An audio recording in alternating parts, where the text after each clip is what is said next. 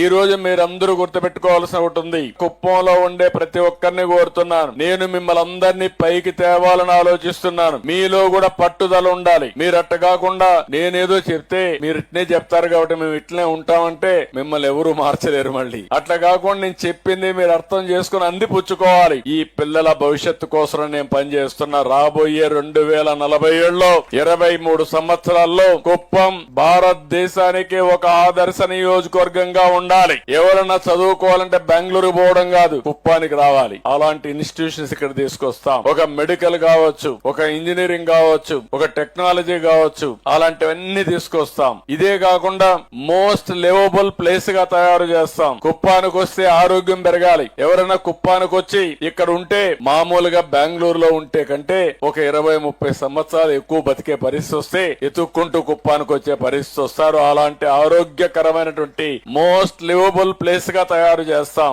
ఇవన్నీ తయారు చేయాలంటే మీ అందరి సహకారం కూడా అవసరం. నేను అందుకని ఇవన్నీ కూడా కుప్పాన్ని ఒక టూరిజం హబ్ గా తయారు చేస్తాం. బెంగళూరు నుంచి శని ఆదివారాలు అయితే నేరుగా ఇక్కడికి వస్తారు. మన ఆడపిల్లలకు కూడా ఏదైతే కూచిపూడి డాన్సులు ఇవన్నీ బాగా నేర్చుకుని ఇప్పుడు అడుగుతున్నారు, మాకు ఒక మంచి స్టేడియం ఉండాలి, ఓపెన్ ఎయిర్ స్టేడియం ఉండాలి, మా పర్ఫార్మెన్స్ బాగుండాలి అని కోరుకుంటున్నారు. మొట్టమొదటిసారిగా పిల్లలను చూస్తున్నా ఒక 40 మంది స్టూడెంట్స్ కూచిపూడి డాన్స్ నేర్చుకునే పరిస్థితికి వచ్చారు. మన సాంప్రదాయాన్ని కాపాడుతున్నారు. ఒక దగ్గరనే 40 మంది ఉన్నారు, మొత్తం 500 మంది ఉన్నారు. నేను అందుకని విజయవాడ ఎయిర్పోర్ట్ లో కూడా కూచిపూడి డాన్స్ రిఫ్లెక్ట్ అయ్యే విధంగా ఎయిర్పోర్ట్ కడుతున్నాను. అంటే మన సంస్కృతి సాంప్రదాయం కూచిపూడి, మన వారసత్వం కూచిపూడి. అందుకే దీనికి కూడా ఎయిర్పోర్ట్ కూడా ఆ కూచిపూడి రిజెంబ్లెన్స్ పెట్టి ఒక ఎయిర్పోర్ట్ కూడా కడుతున్నాం. కాబట్టి మన వారసత్వం, కాబట్టి ఆ వారసత్వాన్ని ముందుకు తీసుకుపోయే ఈ పిల్లల్ని మనస్ఫూర్తిగా అభినందిస్తూ గట్టిగా చప్పట్లు కొట్టి ఆ పిల్లలందరినీ అభినందించాలి. దీని వల్ల 2 లాభాలున్నాయి.